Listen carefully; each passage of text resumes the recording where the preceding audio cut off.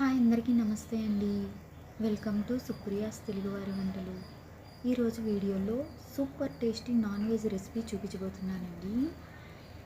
Mutton kaju gravy curry అండి.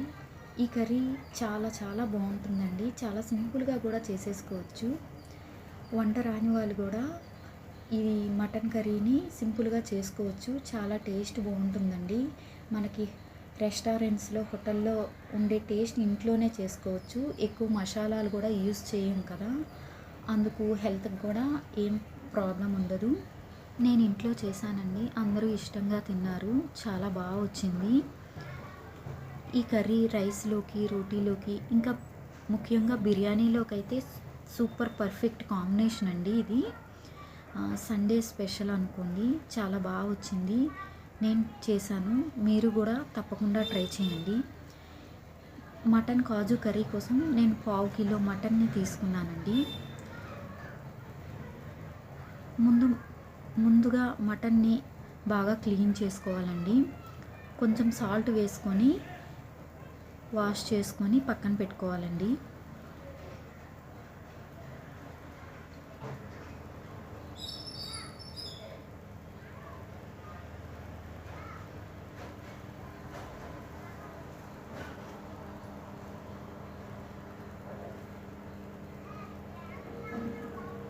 నా వీడియోలు మీకు నచ్చితే సబ్స్క్రైబ్ చేసుకోండి. Please subscribe my channel. ఇలా క్లీన్ చేసుకొని పక్కన పెట్టుకోవాలండి. ఇప్పుడు స్టవ్ వెలిగించి పొయ్యి మీద కుక్కర్ పెట్టుకొని 5 టేబుల్ స్పూన్ల ఆయిల్ వేసుకోవాలండి. ఆయిల్ వేడెక్కాక కొంచెం జీడిపప్పు వేసుకొని ఫ్రై చేసుకోవాలండి.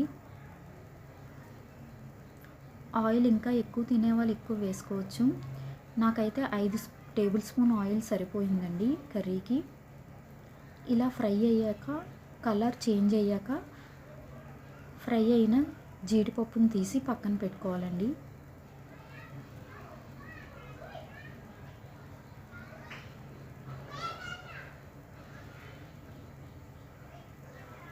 ఇప్పుడు ఆనియన్స్ వేసుకోవాలండి. 2 పెద్ద ఆనియన్స్ కట్ చేసుకున్నాను. చిన్న పీసెస్ కింద కట్ చేసుకొని ఇలా వేసుకొని ఫ్రై చేసుకోవాలండి.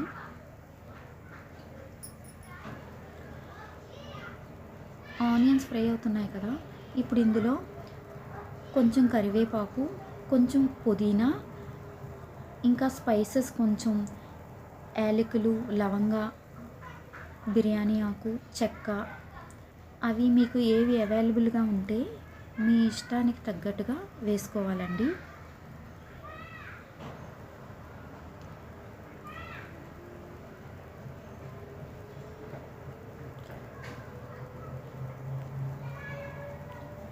వీటన్నిటిని కొంచెం బాగా ఫ్రై చేసుకోవాలి. ఇప్పుడు 3 పచ్చిమిర్చి కట్ చేసుకొని వేసుకోవాలి.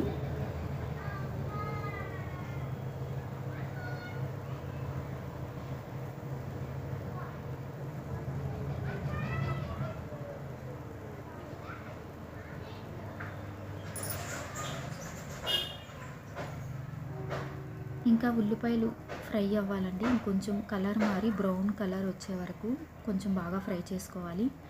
ఇప్పుడు కొంచెం బాగా ఫ్రై అయ్యాక ఒక టమాటా, పెద్ద సైజు టమాటా తీసుకొని మెత్తగా పేస్ట్ చేసుకొని ఆ పేస్ట్ వేసుకోవాలండి.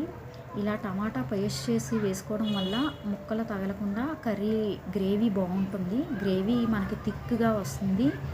టేస్ట్ కూడా బాగుంటుందండి. ఎందుకంటే కర్రీలో అక్కడక్కడ టమాటా ముక్కలు ఉడకకుండా ఉంటే బాగుండదు కదా.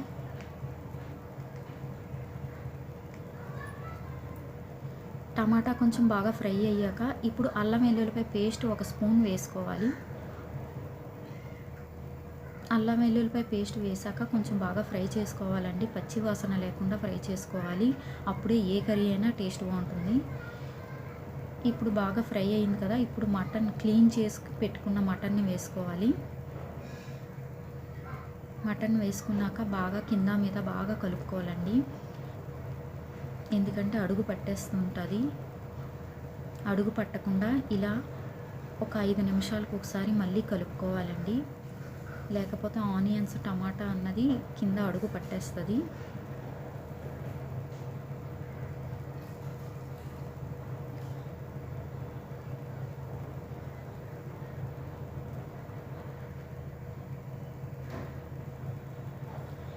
ఇప్పుడు సాల్ట్ ఒక స్పూన్ వేసుకోవాలి.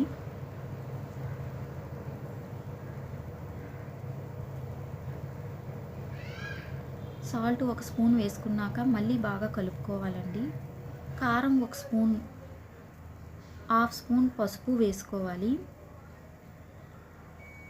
కారం పసుపు వేశాక మళ్ళీ బాగా కలుపుకోవాలి. ఇలా బాగా కలుపుకోవాలి. ఇలా బాగా కలిపాక ఇప్పుడు గరం మసాలా పౌడర్ ఒక స్పూన్ వేసుకోవాలండి. మసాలా పౌడర్ వేసాక కూడా మళ్ళీ ఒకసారి బాగా కలుపుకోండి. పుదీనా కొంచెం వేసుకోవాలి.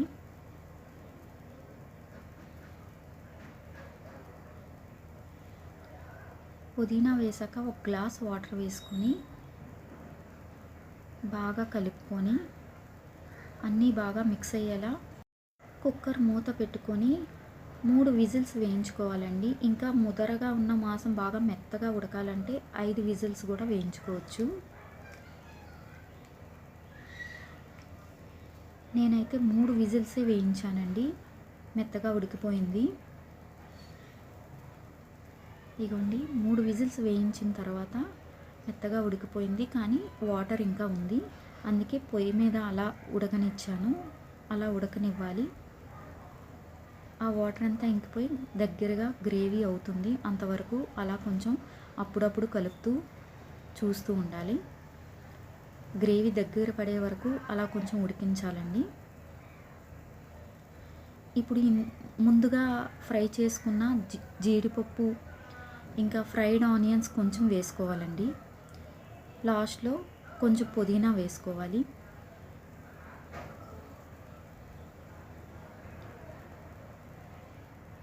ఇప్పుడు పుదీనా, జీడిపప్పు, ఫ్రైడ్ ఆనియన్స్ వేసాక బాగా కలుపుకోవాలండి. ఇలా బాగా మిక్స్ చేసుకుంటే గ్రేవీ దగ్గర పడుతుంది కదా, టేస్ట్ బాగుంటుంది.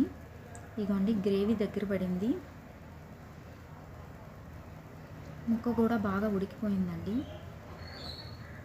చూసాను, ముక్క కూడా బాగా ఉడికిపోయింది.